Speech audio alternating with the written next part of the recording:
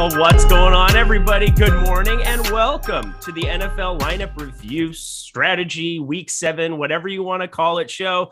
I absolutely love doing this show. I'm Eric Lindquist. We're presented by No House Advantage today. We're going to be going through the slant. We're going to be going through some of the biggest tournaments over on DraftKings, seeing how people kind of landed, where they fell, how lineups panned out, everything else. But if you're coming from the NBA show, you absolutely know that the game time decision ended up coming to fruition. He's Joel Embiid over there at Ship My Money DFS. Adam, how you doing, my dude? I'm good. Glad that I was aware that I'm on this show. Maybe someday I'll learn how to read a schedule, but excited for the show that I knew I was doing today. How long have you worked here? 4 years. 3 yeah. years. Since the inception, basically. Yes. Yeah, pretty much. Okay, cool. I just checking, again, we're the schedule. I like how you're explaining it too, because I mean, we were all expecting like hookers and like a bunch of like craziness coming in on the back end. And I mean, it was nice that it was Benadryl and nice little sleepy time. Yeah. Usually I'm good for like once every year or two missing a morning show because I just did something stupid the night before and whatever. That wasn't last night. I thought my show was at 11. I've been sick. I took Benadryl, set my clock for 10. Jordan texted me at like 10:10. He's like, yo. He's like, hey. I was like, yo, what's up? He's like, didn't show up to your show. I was like, oh, didn't know I had one, even though I had specifically said that I would do both shows on Monday mornings. And yeah, I don't know. I'm just an idiot. I've missed one show in the history of my Osmo career, but it was with the boss man on it. Something that I said that I was absolutely going to do to fill in. They were doing the lineup builder on a Friday. And I like went for a run and I got back and I was just having a nice little morning. And all of a sudden it was just like panic, sadness, ridiculousness. I have a feeling that you're more of like, no, it happened. It's okay. But we're happy that you're fantastic. You look alive, alert, awake, enthusiastic, in fact. So I'm excited to get going. And before we do, I need to just ask you to hit the like button. That is an important part of my persona going forward, is you will hit the like button. You will hit the subscribe button.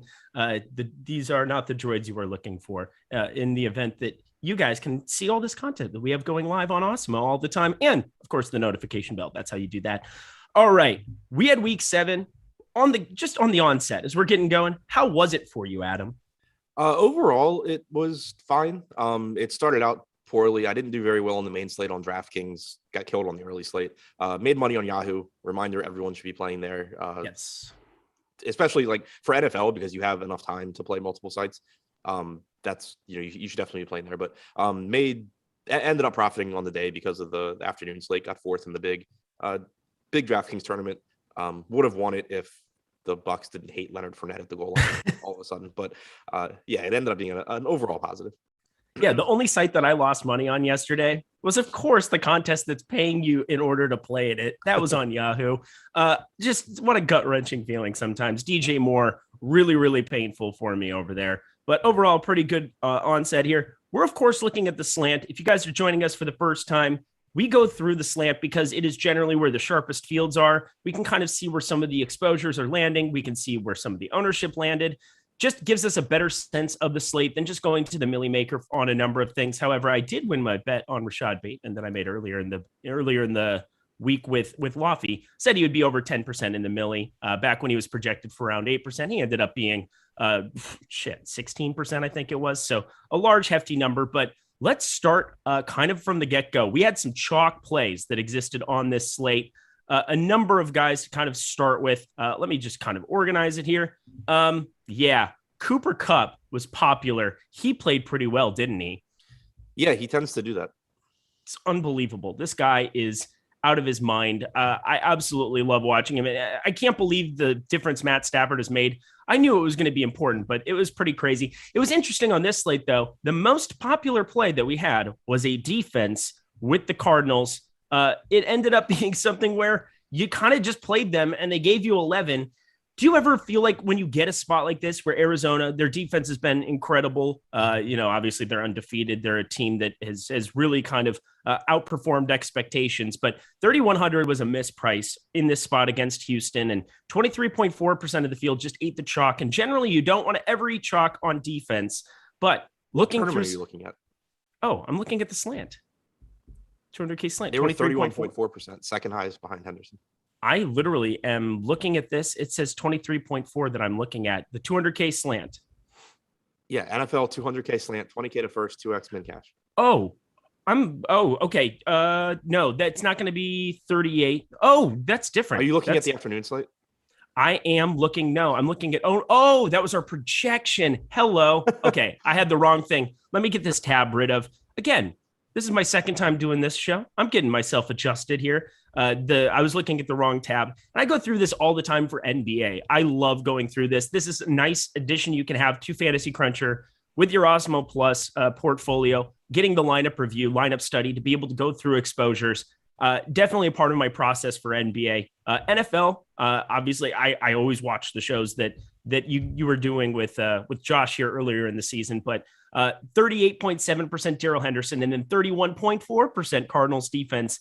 Gigantic pieces of chalk. One did really well, one did not. In fact, Cardinals outperforming Darrell Henderson. Not ideal.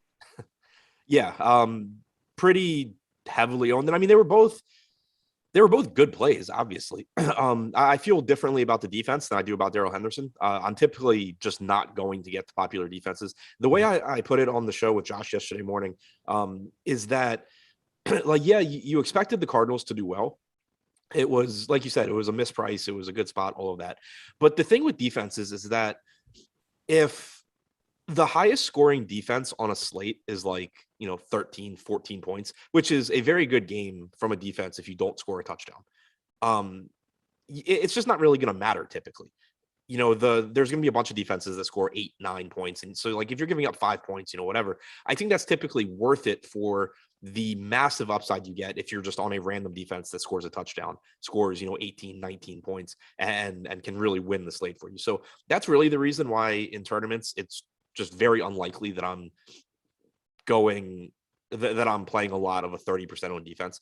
It just, there's so much volatility in the position. The scoring is not in line with actual good, defensive play for the most part. Like obviously a team like the Bucs yesterday got a lot of points because they played really well. They got a lot of sacks, they got a lot of turnovers, but in the sense of like, oh, they're just not going to give up a lot of points. It's really, not only is there volatility where, sometimes they are going to actually give up points, but it's also just really difficult for them to separate from the field if they don't score a touchdown, and scoring a touchdown is just completely random basically.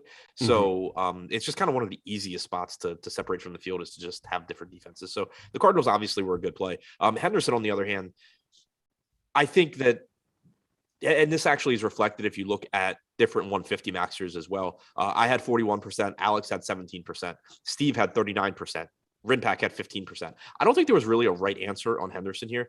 I thought he was a very, very good play. You really liked the Rams offense. They were huge favorites. But even if the game's competitive, you expect Henderson to be involved a lot.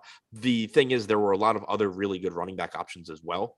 So I could see it going either way. I do think if this is a spot where ownership projections were just lower than the actual ownership, we had him projected at 25%. He came in at 39. I think if we had like a 30%, 31% projection on Henderson, I probably end up getting less. At 25%, though, he just wasn't that different than a lot of the other running backs I would have played. Like, he was more popular, but not 25% was about where I thought Henderson should be owned. Okay. So I didn't mind. It wasn't a spot where I was looking to like get away from Darrell Henderson. I think if I knew he was going to be 40% owned, I wouldn't have played nearly as much. But I think that was a spot where you could make a pretty strong case either way for rostering Henderson or for fading him. And now we run into the tier of you kind of needed these guys. I mean, Chris Godwin, every buck, him and Mike Evans, phenomenal outings. This is Tom Brady at peak of Tom Brady, PFF's #1 quarterback, GOAT, whatever you want to call him. He's really good, and he's throwing the football around a lot. I know that you had a nice afternoon sweat, and you finished, I believe, 4th in that, 12K? Yeah, it was a fantastic hit, fantastic lineup. But talk to me a little bit about the Bucs and about that sweat for yourself. Yeah, I mean, it's obviously a good offense. There was some risk that they wouldn't need to pass all that much, but it ended up just turning into a perfect example of this and the Rams game both. Why I know it's something I've talked about a lot, but I think we all talk about it in tournaments specifically. Using the spread is a way to really get yourself in trouble. I think it could potentially have used as a reason to get away from Rams pass catchers yesterday. It could have potentially been used as a reason to get away from DeAndre Swift on the other end of, a 16-point spread. In the Bucs game, it was easy to see how this could just turn into a game where the Bucs are playing from ahead and not throwing. It turned into a game where they should have been playing from ahead and not throwing, but they just didn't give a shit. They just threw the entire game anyway. So, it just goes back to, especially in tournaments where there is a payoff for not thinking along the same lines as the general consensus, that it's just the reason why I think spreads in general can be overstated. But you saw it with the Bucs here. Brady got his 600th passing touchdown. I was like, okay, cool. He got that out of the way. Now, we'll play a normal game of football. And he just tried to get to 610 in the same game. Like, it was insane. Like, they were just throwing and throwing and throwing. They get down to the 2. It's like, okay, cool. They're going to run it in. Nope. Mike Evans. It's like, they just didn't care. Really drop kick me. As you said, like 2-yard touchdown. Like, what they are tried we to doing? do it again. Yeah. The Ronald Jones touchdown, they came down, they threw a screen to Evans. He got tackled. I'm watching the game. I'm like, okay, finally, they're going to just say, okay, we're done. Give it to Fournette. Ronald Jones comes in. But it was just they didn't care what the score was. I thought they were going to QB sneak Tom Brady in a 35-3 game with 3 minutes left. Like that might have been the Jones touchdown, or they might have called. I don't remember what they did. Yeah, but it was like a 4th and 1 from the goal line. They got to stop. Ronald Jones ran up the middle and got stopped. But yeah, it was 4th and 1 from the goal line, up by 32. And I'm like, this is like a Tom Brady sneak situation. They're not really going to do this, but they played like it was a competitive game. And as far as the actual plays, coming into the slate, you had Antonio Brown out, you had Rob Gronkowski out, complete mispricing on Chris Godwin. This is someone that we know is a really, really good receiver. He puts up, he's heavily involved anyway.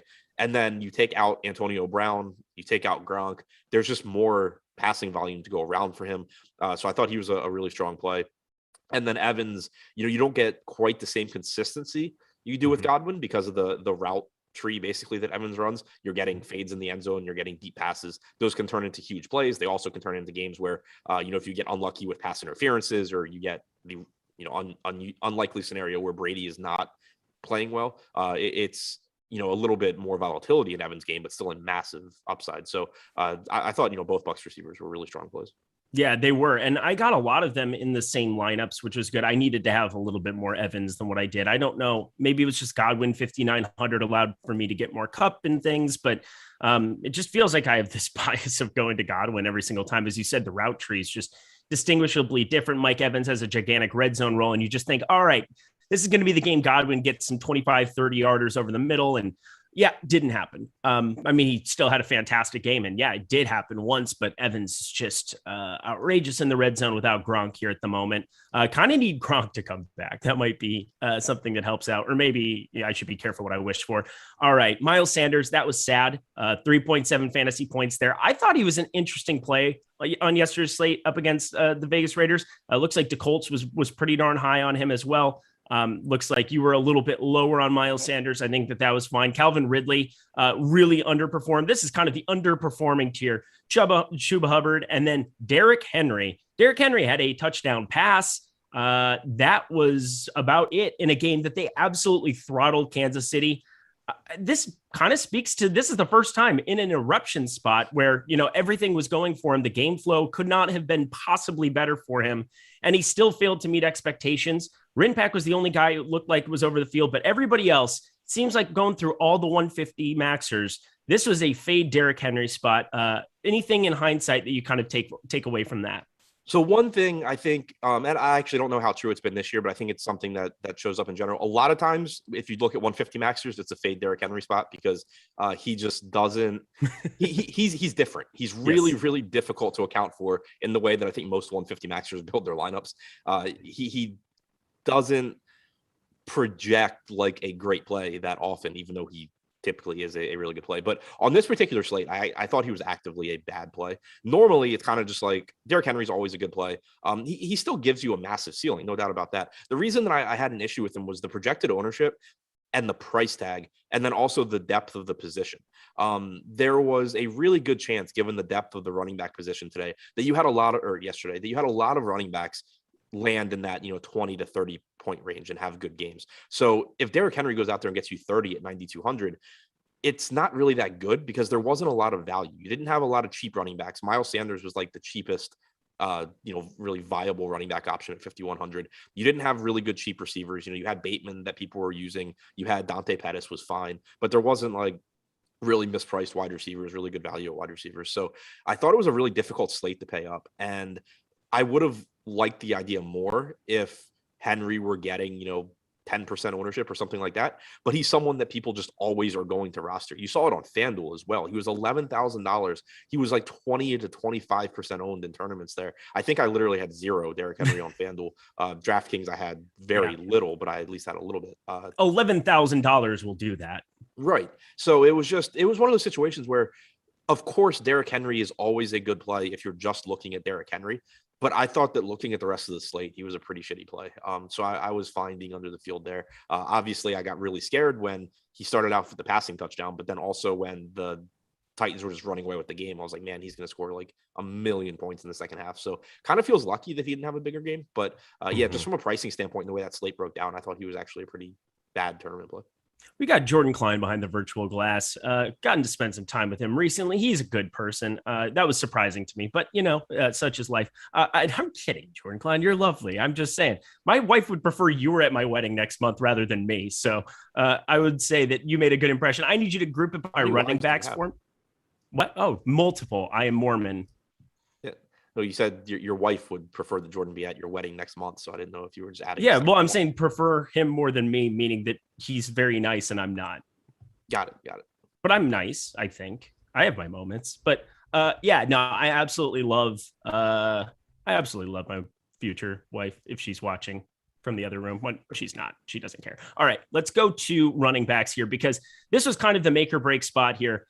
Before we kind of get into some of the lineups specifically from this tournament and some of the other exposures on the bottom end here, talking about running back here, Darrell Henderson obviously failed 1.4. Leonard Fournette, that was the value, 9.4, 17 for Leonard Fournette, 14.6 Devonta Booker, Darrell Williams 8, Chuba Hubbard 9.6, until we get to Damian Harris, who I thought became like an immediate best tournament play of the slate. When you got the news that Ramondre Stevenson was inactive, of course, Sony Michel's been shipped off to LA. Unfortunate for me because I was chasing that earlier in the season, thinking he might get some work, but I digress. What did you kind of see from the running back position? Because this was one where it didn't really matter unless you hit the absolute nuts with DeAndre Swift, Damian Harris. What did you kind of see? Because it seemed like it was just a position of failure yesterday. Damian Harris was clearly far and away my biggest mistake on this slate. And I kind of knew I was making it going into the slate too. Mm-hmm. One spot where I do think I'm weak is late news in NFL, because I just don't have the best process for accounting for it without trying to rerun everything that I've done and putting myself in a position where like I don't have time to get all my stuff done. So that was a spot where like projections were bumped up on him when Stevenson was ruled out, but I just didn't really think they were bumped up enough.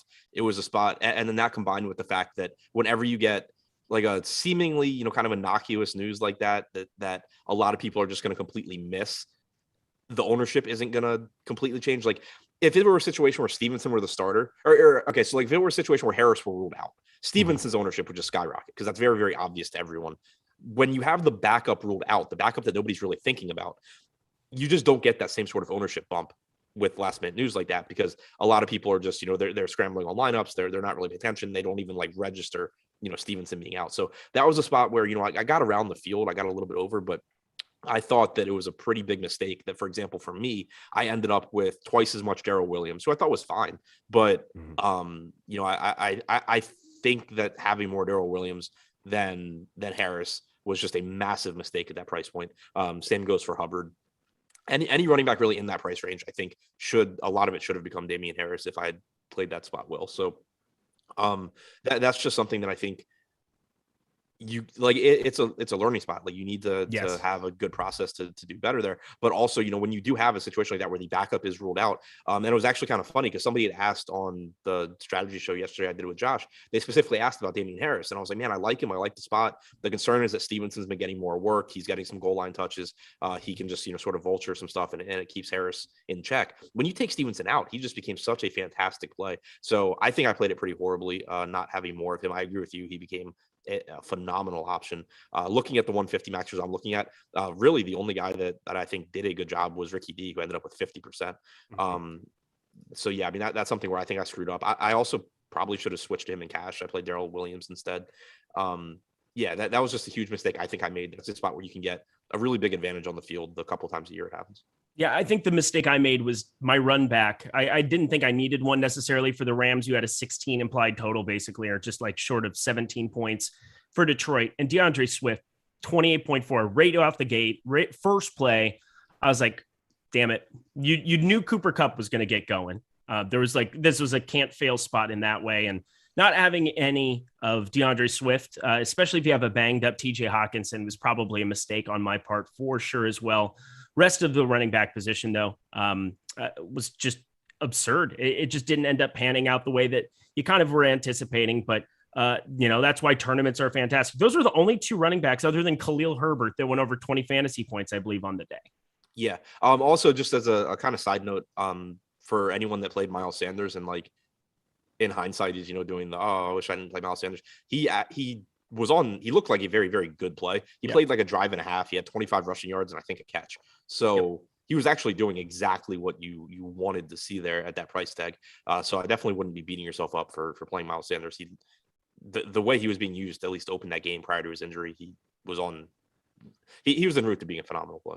Yeah, I definitely agree. And something I know you and I will definitely agree on as well is that Awesemo Plus is a great place to be behind the paywall. And we have a promotion going. This is the last day of the Curry promotion to give you guys an opportunity to get in here for 1/2 off your first week at Awesemo Plus.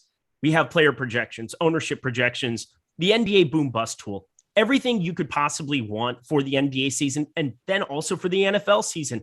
Oh, and the MMA season, because every single sport is included with the Awesemo Plus Platinum membership. So promo code Curry gets you it for $14.98. Just put it in at the checkout, collect your winnings, and then go, collect $200, all of that. Absolutely. You will definitely love everything we have behind the paywall.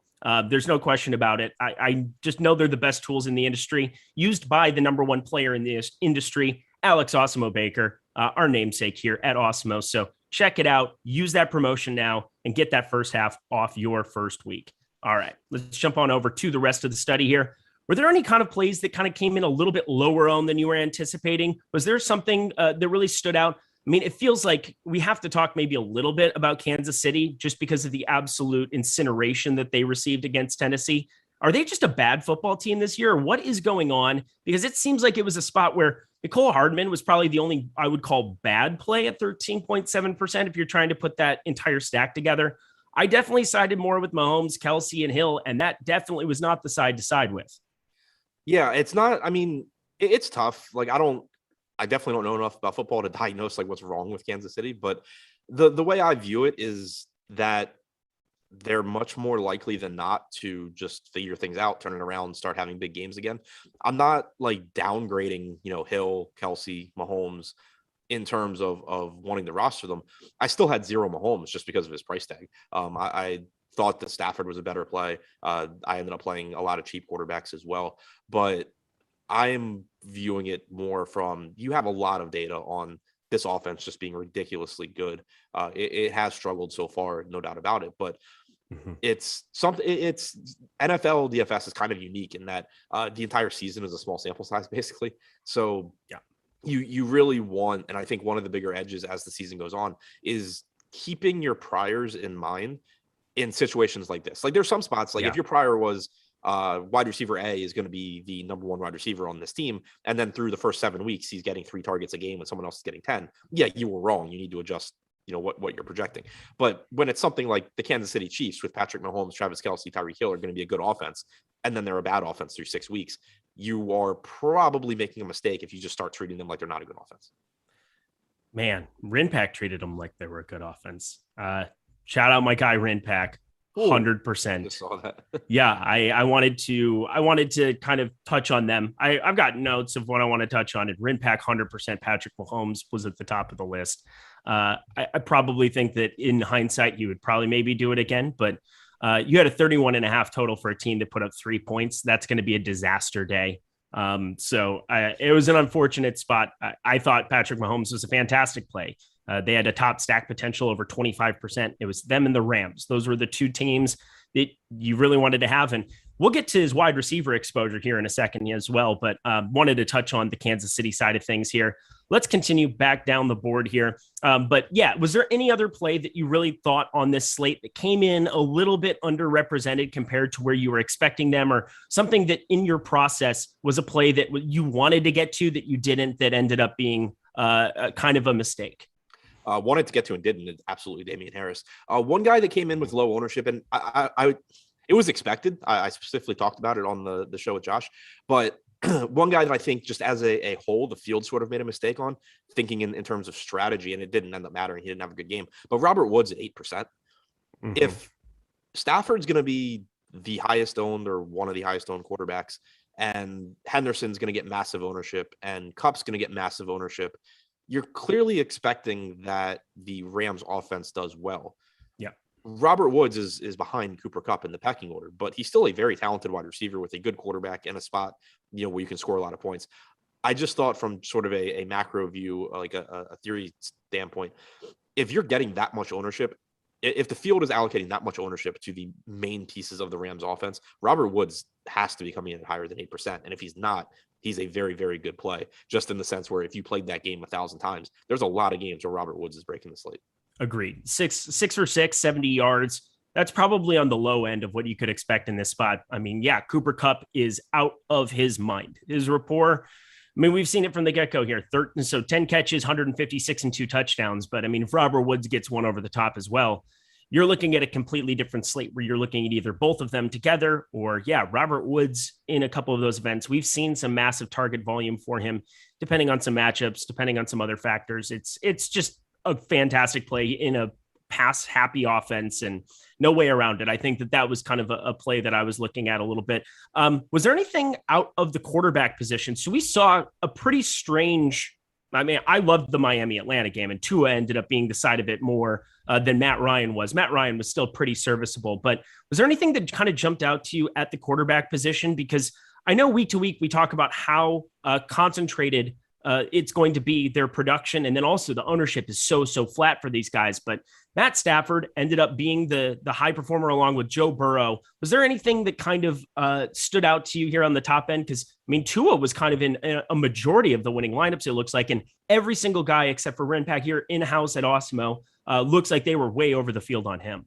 Yeah, I thought Tua was just a good play. He was really cheap in a game that I thought there was a good chance there was going to be scoring. He actually was someone that I didn't end up using him in cash, but you considered Tua in cash? Actually, no. I think it was on the early slate. I considered. Oh, okay. Slate, it was Stafford Hurts. Stafford, I considered. On the early slate, I had Tua for a while. Ended up with Lamar, but he was just really, really cheap. Like, whether you think he's a good quarterback at this point or not, it was certainly a situation where you had the opportunity for a lot of points, but then also something that I think pulled Tua up for me, and it looks like for several others. Jalen Waddle was a good receiving value option. Gesicki was arguably the best tight end option. So if you're playing those guys anyway, why not throw in the $5,500 quarterback, have a bunch of money left over for your other positions? So I think that's something that pulled him up. It's a similar reason why I think I got so much Daniel Jones. I was actually really glad when I pulled up exposures today, I saw that Alex, Steve, and Renpack barely had any, but Brick had 13%, Ricky D had 8%, so I didn't feel like I completely had lost my mind playing Daniel Jones. But I think, like in the case of Daniel Jones, for me, it wasn't that I wanted to play Daniel Jones. It was that I had a decent amount of Pettis, I had a good amount of Slayton, I had a good amount of Ingram. Like, I was using those cheap Giants pass catchers as somewhat contrarian pieces that projected well. And so then it just became like, all right, may as well throw Daniel Jones in there and really just hope that it goes off and that I have, a really good team around them. The same thing can be applied to Tua, where he at least has a ceiling, whether you think he's good or not. He has a ceiling there. He had a couple of the more popular pass catchers on the slate. Why not just throw the cheap quarterback in and then build some really strong lineups around them? Last guy to bring up here before we start digging into some of the lineups, Foster Moreau. So there is nobody.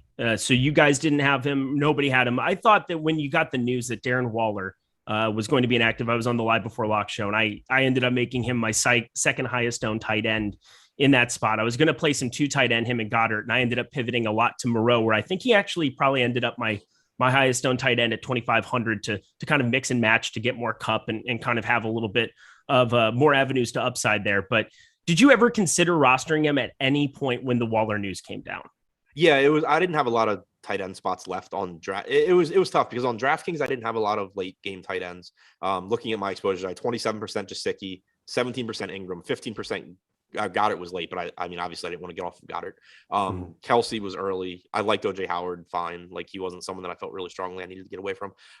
Higbee was early, so a lot of my tight end exposure was already taken. I liked Cole Kmet. Like that was the situation where you're like, yeah, Moreau looks better, but it doesn't make Kmet look any worse. So on DraftKings, it was just tough to get there. FanDuel, I had, and I only had like 3% Waller. So there wasn't that much to swap. On FanDuel, I had a lot of Waller, but the pricing there is just weird to where, I still ended up getting to a lot of Moreau. On the afternoon slate, I played like 45%. So love it. He was only like 11% owned. So I thought he was a good play in the context of the main slate on DraftKings. I just didn't think he was that great, considering who was already locked and the fact that there were already some other cheap tight ends that weren't getting a ton of ownership either.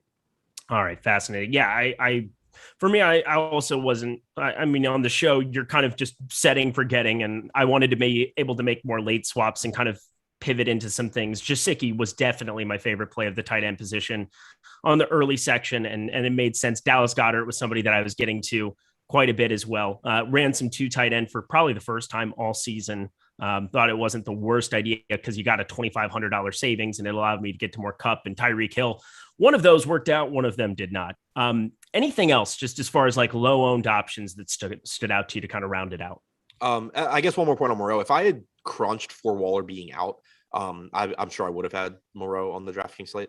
I crunched with him being in just because I thought it was going to be easier to late swap away from that if I needed to than vice versa. Being stuck with 2,500 for a dude who might not see the field that much. Yeah, exactly.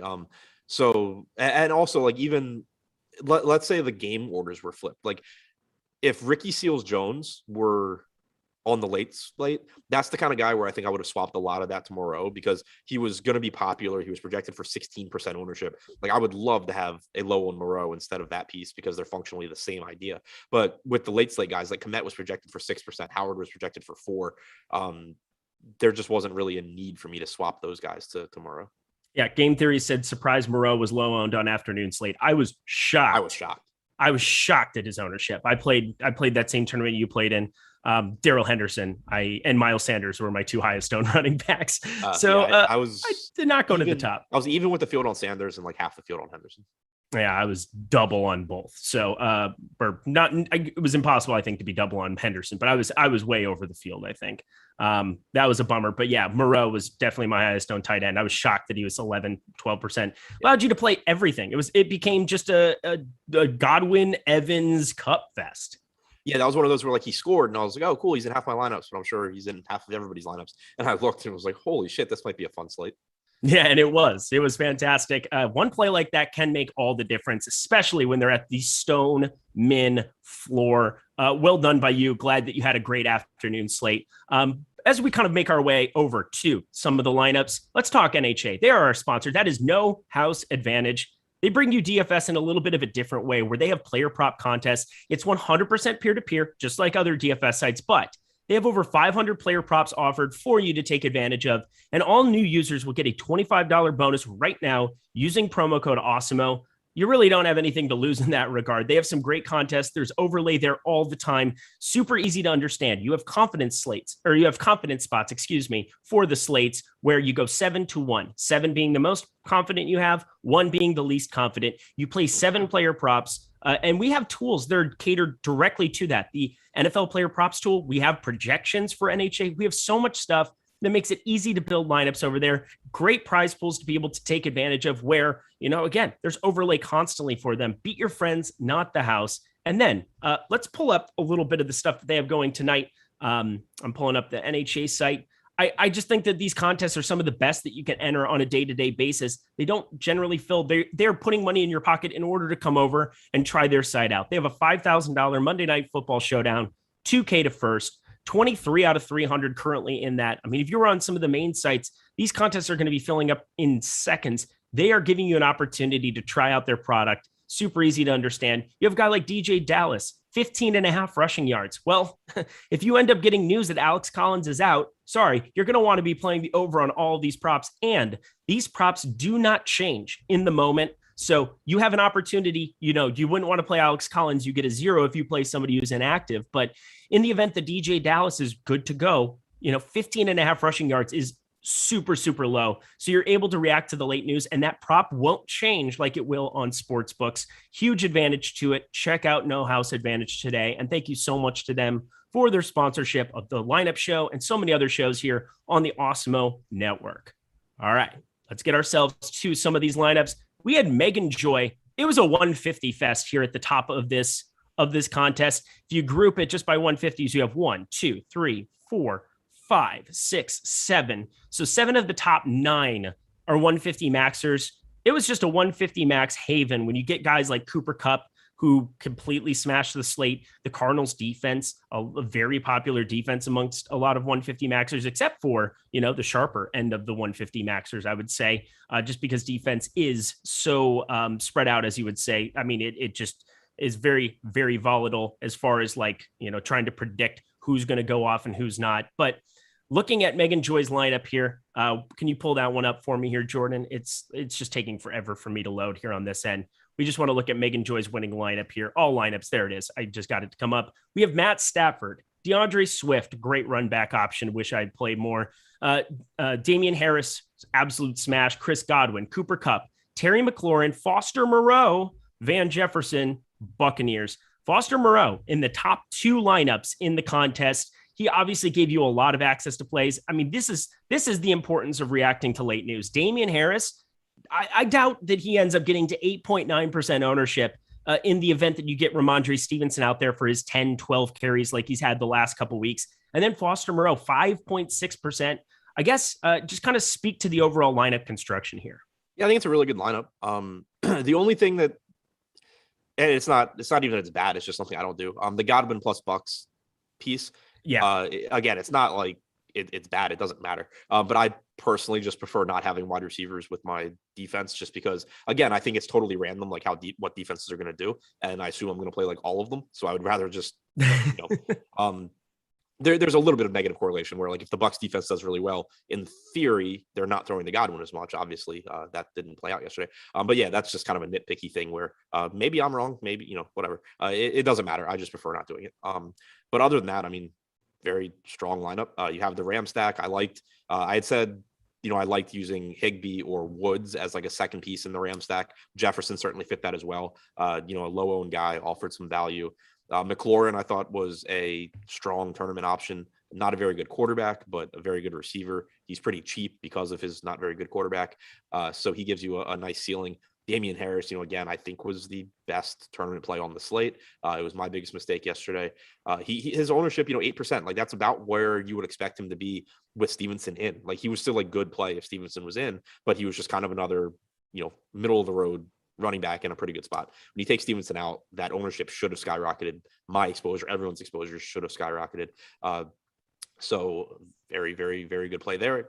It's one of those where, like, I think, I made a huge mistake, but I'm almost glad to see that play get rewarded, because, like, you deserve to make money if you played that correctly and got more Damian Harris into your lineups. So that, worked out well.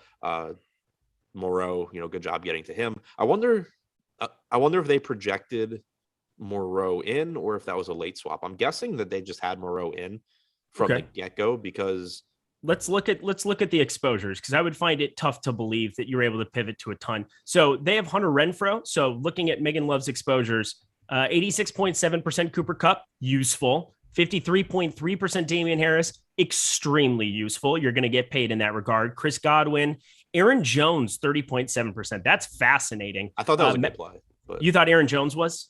Yeah, I mean, not necessarily. Like, I don't know that I actually played him. He was just one of the guys that I thought kind of stood out as, like, he has, sort of slate crazy ceiling potential. Yeah. Yeah. And I mean, Derrick Henry and him were kind of on an island on the upper end of running back this week. So I guess, it was like play the field with everybody else at the 6K range, or pay up for super ceiling. And Derrick Henry and him, like, obviously. If you were paying up for Henry, you were still doing what the field's doing, which was kind of the thing. So, like, That's why I like Jones in between.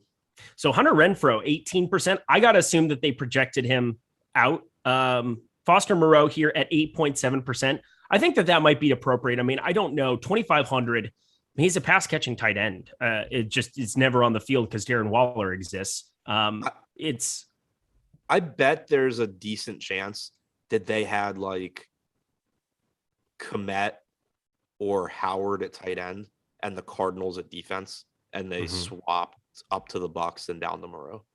Yeah, I think you could probably have played with more swaps. I mean, I didn't get to play with as much. I just kind of played Moreau from the onset because I was willing to burn a couple $100 with the intent of having a 2,500 dude. And if I could make the swaps, and plus I had some Goddard, I had quite a bit of Goddard just kind of sitting there waiting in the wings, and the Rams were, my third highest owned stack, I think. I mean, it was Atlanta and Kansas City beforehand. So that's why it could have been a really nice night with Damian Harris and Foster Moreau. It just didn't pan out because Kansas City sucks, but absolutely love the Hunter Renfrow is interesting, 18%. But I love just the ability that they had to have some of those late swaps. And, we always think of late swap being an NBA thing. It is super, super important for NFL as well. Yeah, if you have a good process for late swapping in NFL, and I mean, mine's okay, but it's not the best. It's really difficult to make good late swaps in NFL across a lot of lineups because like you have so many different roster construction rules that you're working with, like wanting to keep stacks intact and all of that. NBA is easier because you just say, yeah, okay, like I'm just going to recrunch my lineups. I'm not really worrying about correlation anywhere. I'm just recrunching for news. So it's really important in NBA, obviously, but it's also easier to do. Baseball and NFL are I think you still can get, and I guess you don't really have to do it for baseball outside of, it's not like there's usually late news. You're just doing it, to change your teams up based on the start. But like in football, when you get that 4:00 news, if you have a good way of keeping your stacks intact and still swapping guys around, which I think, unless there's a more efficient way than I know, I typically just end up doing like multiple different late swaps for depending on how many guys I have left in different lineups. But it definitely was a spot where you could give yourself an edge. So going back to the entire placement here for the 150 maxers, there was a 2-entry person who ended up finishing second there. They got 10K. That's a nice payday on $18 for sure. I Slewfoot you. He's a guy that you'll see in the NHL streets quite a bit. Really good NHL player. Joe Burrow ends up he's the top Joe Burrow team there in third. He had Joe Burrow, Damian Harris. He actually had Darrell Williams there with 8 points. But you talked about Damian Harris being a guy that somebody brought up in your YouTube chat. I had a guy bring up CJ Uzomah like 3 times. He kept trying to ask about CJ Uzomah. And I'm like, what is this guy trying to ask about CJ Uzomah? What a fish. What a donk. Please stop talking. And then basically just goes out and annihilates a slate. 3 catches, 2 of them for touchdowns.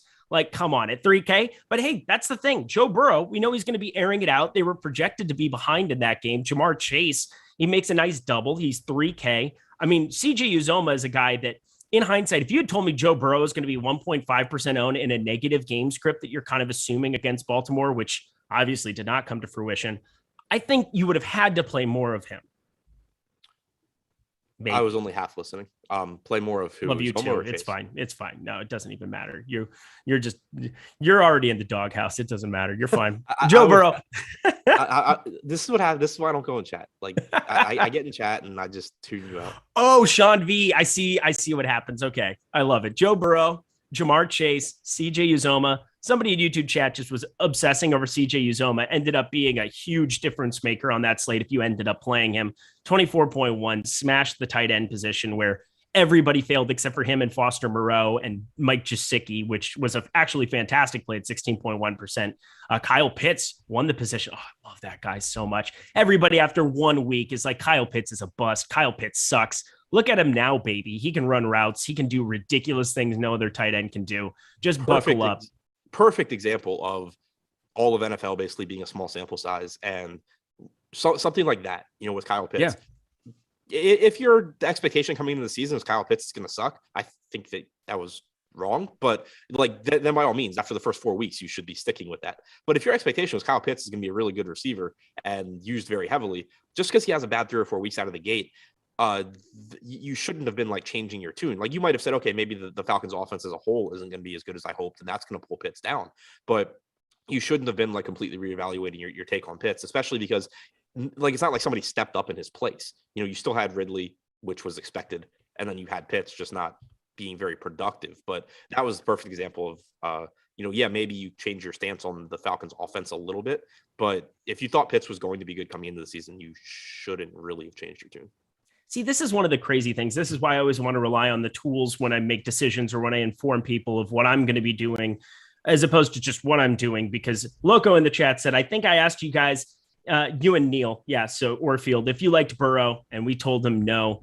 Yeah, I didn't necessarily like Burrow. At 3-4%, I thought that getting to some other spots on the slate made some sense. And I just never really had Jamar Chase on my board whatsoever. He's just been performing at such a ridiculous rate with some of these big plays. It's like Deshaun Jackson at his prime, where I don't know necessarily what to do with this dude.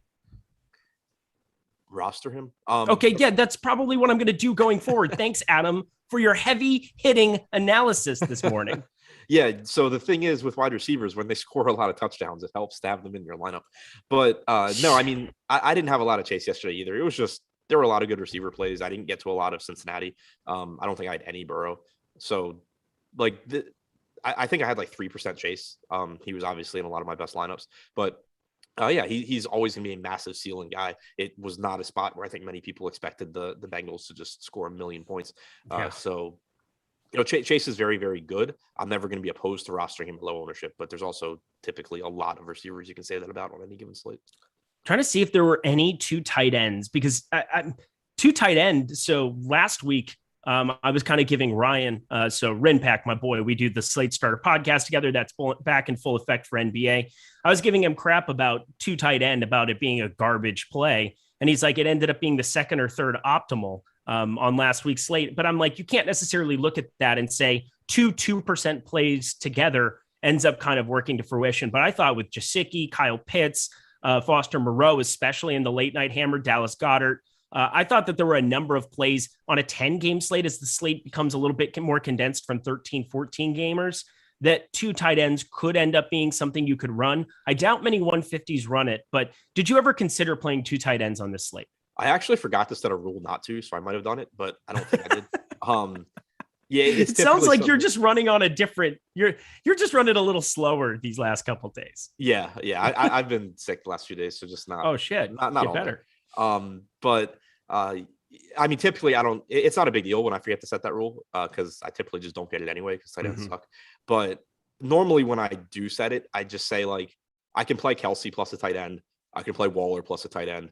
I don't want 2 of the other guys, and the reason being like tight ends are good.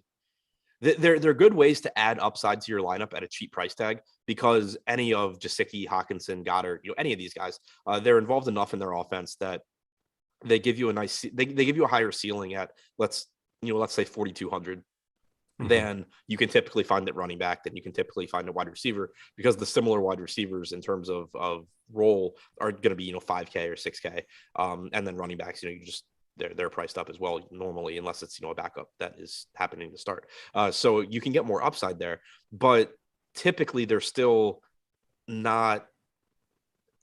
They're not consistent. They typically are going to disappoint, and so getting 2 of them into your lineup, sometimes it'll project well, but it's still not really the highest ceiling approach when you could just use an extra running back or an extra receiver. Like when you're thinking in terms of ceiling, getting up to like a $5,200 receiver is typically going to give you a higher ceiling than playing, a second $4,200 tight end. Yeah, I get that. So yeah, Benny Levine in there in the chat said Hunter Henry, the number 1 2 tight end lineup was Mike Gesicki and Hunter Henry in 11th place in this contest. And that was a 2-entry maxer. So that's not a maxer. That's just a 2-entry person. There we go. You had a number of that. And then it goes down a little bit further. There's a lot of Kyle Pitts, Mike Gesicki combinations, which makes sense, but that's also a lot more salary probably using it up. When you're playing 2 tight end, it's usually because you need to find some kind of a punt down there, and it ends up working out like Foster Moreau and somebody else. But still, there were enough high upside spots, and running back when you just had Derrick Henry and Aaron Jones, you're fading on the top end. I think it made more sense than a normal week. Not that I got to a ton of it, but I thought I might have when I was getting ready to crunch lineups. But I think that kind of covers it. Congrats to Megan Joy. Absolute crush there. 150 maxer. Did a fantastic job. Looking at some of these worst lineups, I mean, I don't even know this entire bit of finding a worst lineup. I'm going to the bottom. I think let's do this. Let's find Megan Joy's, just like we did last week for the winner. Let's look at Megan Joy's 150. Let's find their worst lineup. So we do the little hourglass. We look at all the way to the bottom. So 24,746. Sam Darnold, Aaron Jones, wasn't shocked to see him in that. Leonard Fournette, actually, 17. Cooper Kupp, DJ Moore, Jacoby Myers, Ian Thomas there in the tight end spot at 0.1%. Amon-Ra St. Brown, 4,100 with a big old goose egg, and Eagles defense for 1. That isn't my favorite lineup I've ever seen. Yeah, I mean, it's still built well. It's just not. Yeah. It's not very good. I'm a results guy over here, is what it is. I just looked. My worst lineup was, I had 3 lineups worse than that one. But yeah, I mean, it's still like Darnold, Moore. I don't think you necessarily need to use the second piece in Ian Thomas, but it still, positively correlates. Did they run it back with? Yeah, they had so Sam Darnold, no run back. Run back. Which is fine. Like, I don't run back all my lineups either, but was just kind of curious there. St. Brown with Kupp makes sense. That's actually interesting. I don't know, obviously no idea if it was intentional or not, but when I run lineups without a run back from the other team, I do like to make sure that I have like a mini game stack in there. Whereas if I have 2 receivers and a run back, I don't really care about what the rest of my lineup looks like too much. But yeah, it's a bunch of guys that I played. I had a lot of Fournette, had a lot of DJ Moore, had a lot of Myers, obviously had a lot of Kupp, and it's an okay built lineup. It did really shitty. Sammy Telesco said, Nick gave you Burrow and Chase yesterday. Well, good for Happy Gilmore, my God. Yeah, I don't need to be getting to that. You guys didn't pick up on that reference. I'm way too old. Don't mind me. But yeah, no, that was a great call. I wish I had more of it. Anything else for you from this review show? We are at noon out there on the East Coast, 9:00 out here on the West Coast. So I think that kind of wraps it up for me. Yeah. One other thing, I just saw it was an interesting point in chat. Someone said that they're more willing to use 2 tight ends on slates where there's tight pricing. Typically, there's just not tight pricing, but I do agree with that in theory. You, just as a general rule, your rules for roster construction should typically be less restrictive the fewer options that you have to build a good lineup. In a lot of cases, the reason you're using rules is that you kind of have the ability to build good lineups in a variety of ways. And so you want to be making it so that your plays make sense within that lineup. If, pricing were perfect and, or like not even perfect, if like all running backs and wide receivers in theory were overpriced, then yeah, you would be a lot more willing to play 2 tight ends. Agreed. All righty. We have so much content coming down the pipeline here for today. Head over to the Awesemo betting channel here in the next hour.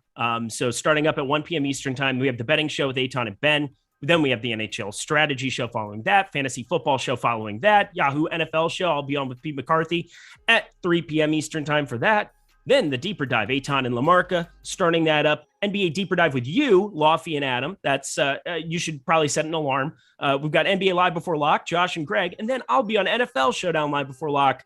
Me, Savoca, Neil. That'll be awesome. 3-man booth for the Monday night show. Absolute blast. Loved reviewing all these lineups. Thanks for everybody checking it out. Hit that like button on the way out. He's Adam. He's the man. I'm Eric. I'm just a man. We'll see you later.